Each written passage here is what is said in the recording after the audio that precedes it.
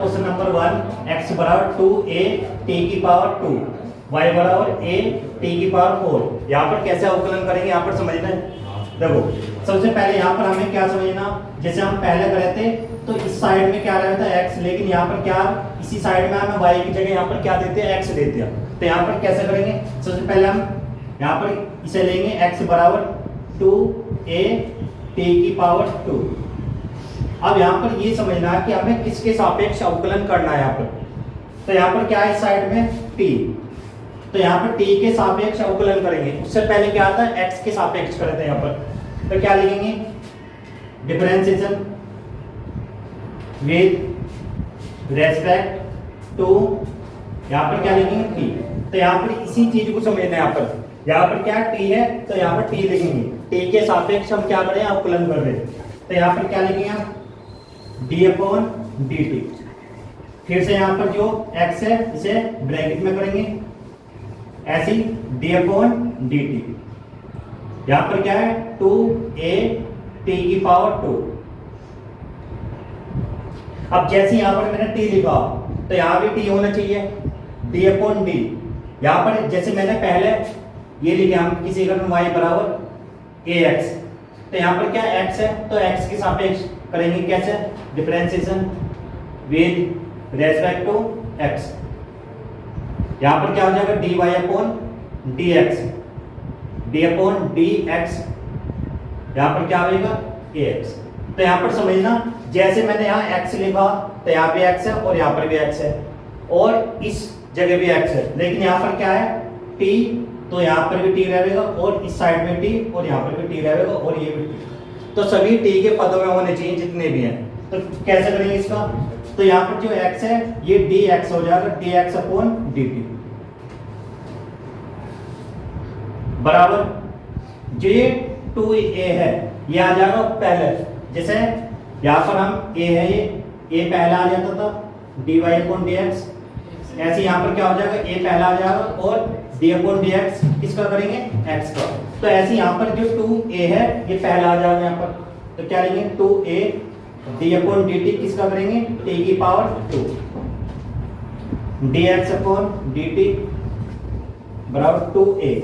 अब यहाँ पर समझना, जैसे x की पावर n है ऐसे यहाँ पर समझना कि t की पावर n है। सेम फॉर्मूला ये वाला यूज होगा यहाँ पर भी। तो यहाँ पर क्या हो जाएगा, ये 2 पावर नीचे आ जाएगा इसकी गुना में 2 और इसमें से 1 कम, तो क्या हो जाएगा 2 - 1। तो क्या लिखेंगे dx/dt बराबर 2 की 2 में गुना 4a और t की पावर कितनी बचेगी, 2 में से 1 जाएगा 1। अब इस वाली पावर को हम लिख भी सकते हैं नहीं भी, तो यहाँ पर हम एक पावर कभी लिखते नहीं है। जो 1 से ज्यादा पावर आएगी 1 या 2, 1 से ज्यादा होनी चाहिए उस पावर को हम हमेशा लिखेंगे, लेकिन जब भी एक पावर रहेगी तो उस पावर को हम नहीं लिखते कभी भी। जो 0 होती है किसी कारण किसी की पावर 0 हो तो उसका मान क्या होता है 1, ये जानकारी होगी। लेकिन किसी की पावर 1 हो तो हमेशा जो वैल्यू है और जिसकी पावर है हमेशा वही आंसर रहता है। जैसे यहाँ पर t की पावर 1 है और t का यहाँ पर आंसर क्या आएगा t आएगा। जैसे यहाँ पर x की पावर 1 होती तो क्या आता है x, तो ऐसे यहाँ पर क्या आ गया, यहाँ पर t की पावर 1 बचा तो यहाँ पर t रहेगा हमेशा। तो पहले तो हमने इसका किया, फिर उसके बाद इसका अवकलन करेंगे। यहाँ पर समझने से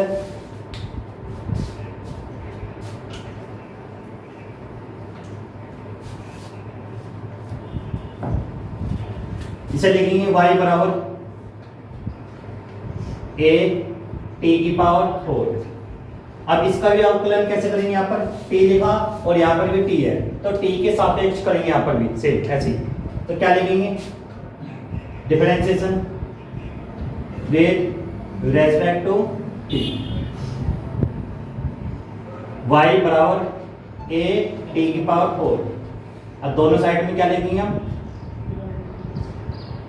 यहाँ पर क्या t है और यहाँ पर समझना d/dt, ऐसे d/dt।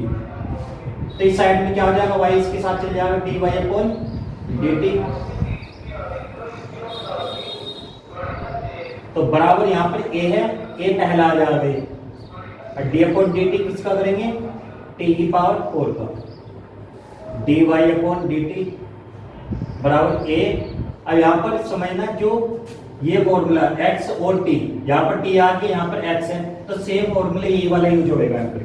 तो क्या करेंगे, 4 नीचे आ जाएगा एक गुना में, और इसमें से एक पावर कम, 4 माइनस 1 dy अपॉन dt बराबर क्या हो जाएगा, 4 पहले लिख दे, 4 a t की पावर 4 में से 1 जाएगा t। अब वैल्यू हमें किसकी निकालनी, ना सबसे पहले हमें वैल्यू निकालनी dy अपॉन dx। लेकिन यहाँ पर हमें क्या देखना, जो y वाला पद है उसे पहले लेना हो। y वाला कौन सा, ये था x वाला हो क्या, ये y वाला, तो y वाला पहले लेंगे हम। पहले क्या है यहाँ पर dy अपॉन dt।